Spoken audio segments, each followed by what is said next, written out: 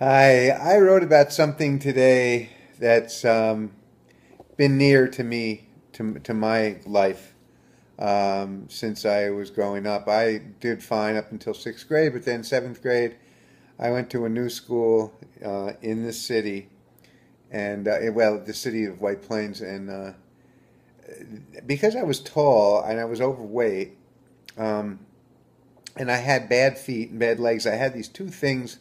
I had Osgood Schlatter's disease, and then I had my feet where my metatarsals kept falling, and I didn't know what. Nobody knew what it was. They didn't know what to do back then, so I couldn't walk very well, and I couldn't do much in the way of sports because I couldn't do anything, couldn't run or anything. And so people, there's a group of guys that would come in the men's room or the boys' room, I should say. We weren't men then, and they would just put me up against the wall, take a linoleum knife, and they'd hold it to my throat, and they'd say, "Give me all your money, give me your lighter, give me whatever else you got that's anything. Let me take your lunch if I like it," and all this stuff. And so that went on, and I finally, the 180 days in the school year, I was absent 160, and I'm laughing about it because it was the only thing I could do, and if I went to the assistant principal and told him what was going on, it was, as I wrote in the story, it was take care of yourself. What are you, a man or a mouse? Garbage. And so I just didn't go to school. And my grandfather tutored me during the summers, and I passed each grade. And eventually, when I got to the high school, the pattern was set, and the teachers up there kept saying, "Why aren't you like your sister? Why aren't you like your other sister?"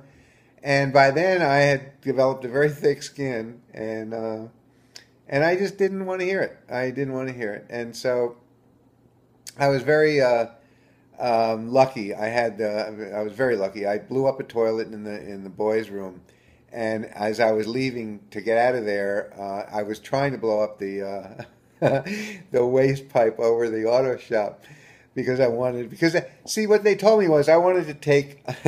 I wanted to take home economics because I love to cook, and I wanted to see if I could do that stuff, because I couldn't do much either. No, they said, yeah, you either have to take ping pong or auto shop. I mean, big choice, huh?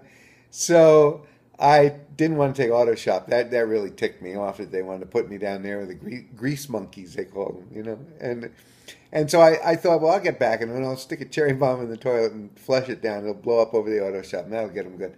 So so anyway, I did, and it went swirling around like woo, and it wouldn't go down the drain. It just kept swirling around, boom, and it blew up, and it blew the toilet apart, and it flooded the boys' room because it was going whoosh, and all the water came out, and so so I ran out the door, and there were three principals walking by. We had four principals. We had A1, A2, B1, B2.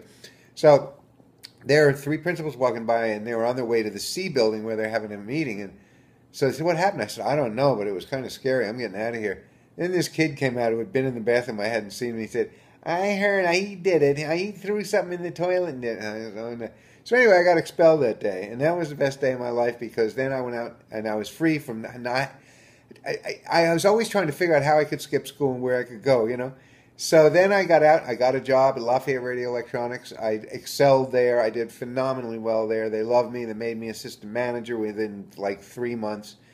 And I worked for about a year there. And next year, my parents said, "Well, what do you want to do now?" And I said, "Well, I want to go back to school. I want to." They said, "Pick any school you want and just figure it out." And so I found a small school in New Hampshire. 16 kids in the whole school. Went up there, went for 2 years, and really excelled there. I got absolutely great marks. My SATs were way up high, and I got admitted as a presidential scholar to Colorado School of Mines.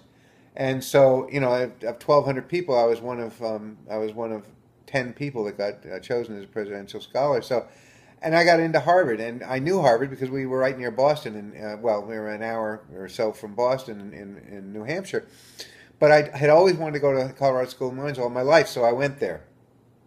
And the bullying started as soon as I drove into town. And I had a friend with me who went with me. He went to prep school with me, and he was being bullied. So, but I was bullied because of my hair, and then they started to really get dangerous. They started to threaten me with broken Coke bottles and things. And so I went to the ACLU, and I talked to the professors, and they said, "We can't help you unless you cut your hair." And I just packed the whole thing up in February and drove home.